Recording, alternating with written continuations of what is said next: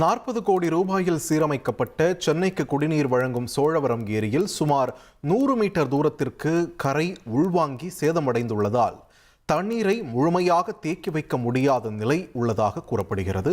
இது தொடர்பான கூடுதல் தகவலை வழங்க இணைகிறார் எமது செய்தியாளர் பாஸ்கர்.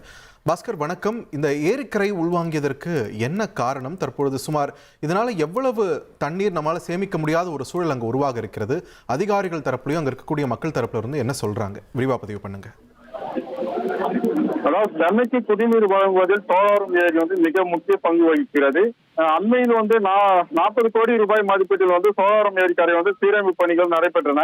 இந்த சீரமைப்பு பணிகள் நடந்த சோழவரம் ஏரியின் கரையில் விரிசல் விழுந்த நிலையில் படிப்படியாக 100 மீட்டர் தூரத்துக்கு கரை உள்வாங்கி உள்ளது.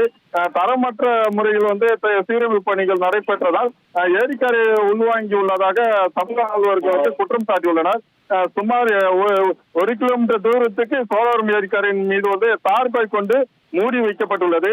நடப்பாண்டில் வடகிழக்கு பருவமழை தீவிரமடைந்த போதிலும் சோழவரம் ஏரியில் தற்போது முழுமையாக தண்ணீரை தேங்கி வைக்க முடியாத சூழ்நிலை வகிக்கிறது.